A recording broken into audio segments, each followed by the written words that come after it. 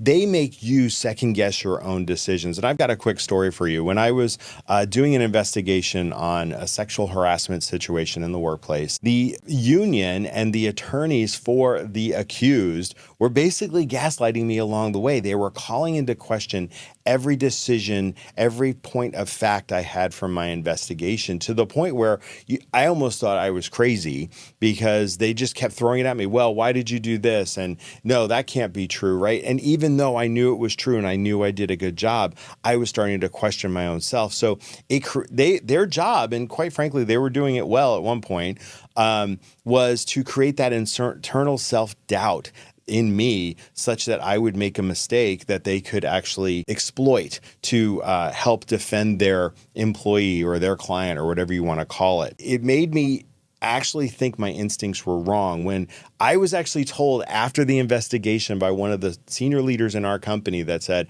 Rob, I know they raked you over the coals in that arbitration, but what I want you to know is you were spot on in every point of your investigation. And quite frankly, that feedback made me feel so much better, because I walked out of that arbitration thinking I'd done the worst job ever, when in fact I was being gaslit and that was their strategy. Here's another example. If you take the initiative, somebody could frame it as, oh, well, you know what? You're always overstepping. You always stay out of your lane. And what could you say to counterbalance that, right? You could say stuff like, I'm confident in the decisions I've made, or, you know what? I actually see things differently. And these one-liners you can drop out there and just let it sit there. Do not keep talking. Again, let silence do the heavy lifting, because they're going to say something into that that's going to make them look worse. And pretty much everybody in the room that's watching this go down is going to see who's gaslighting who.